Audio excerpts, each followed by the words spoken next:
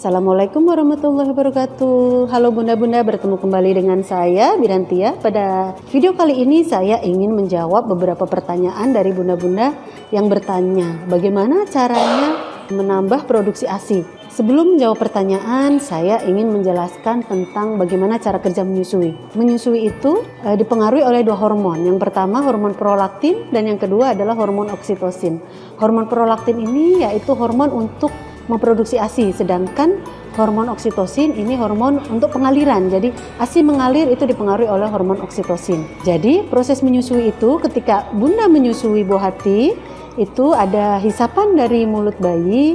Ini ada rangsangan sensoris yang akan dikirim ke otak, sehingga kelenjar pituitari di dasar otak itu akan mengeluarkan hormon prolaktin.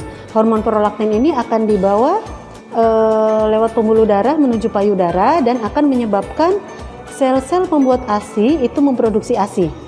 Seperti itu. Jadi semakin sering bunda menyusui, semakin sering ada hisapan dari mulut bayi, semakin sering rangsangan sensoris tadi dikirim ke otak, otak akan semakin banyak mengeluarkan hormon prolaktin. Otomatis produksi ASI juga semakin banyak.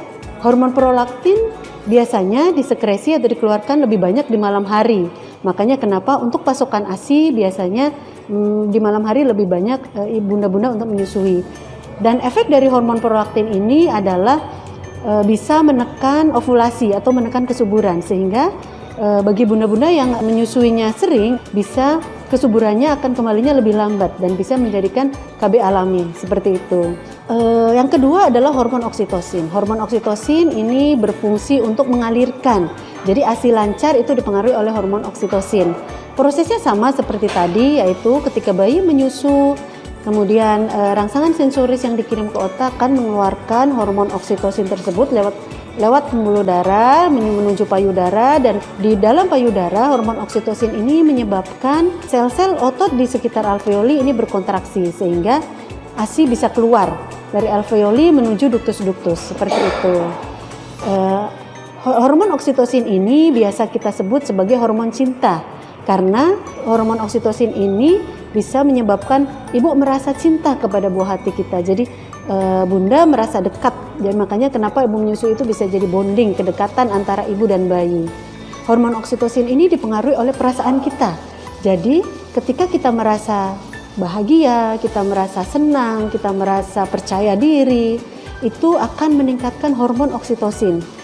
Dan sebaliknya, jadi ketika kita merasa sedih, kita merasa putus asa, kita merasa sakit, ragu, itu menyebabkan hormon oksitosin itu terhambat. Jadi keluarnya terhambat sehingga ASI yang mengalir juga akan terhambat.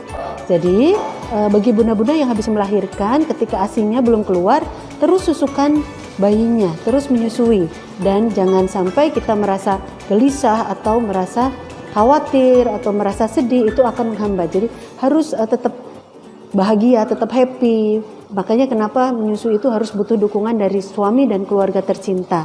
Karena dengan dukungan itu ibu merasa percaya diri, merasa bahagia. Jadi hormon oksitosin yang keluar juga akan lancar sehingga ASI yang keluar juga lancar. Mungkin itu saja, sudah terjawab ya bunda-bunda ya. Jadi untuk memperbanyak produksi ASI yaitu dengan seringnya kita menyusui. Jadi kalau kita menyusui lebih sering, produksi ASI juga akan semakin banyak. Untuk faktor makanan itu sebagai penunjang saja. Jadi sering menyusui kemudian dibarengin dengan makan makanan gizi seimbang, ini akan membuat ASI lebih banyak dan lebih berkualitas. Demikian penjelasan singkat dari saya, semoga bermanfaat. Tetap semangat untuk bunda-bunda, semoga bisa memberikan ASI eksklusif sampai 6 bulan dan diteruskan sampai 2 tahun penuh, berikan nutrisi yang terbaik untuk buah hati kita tercinta.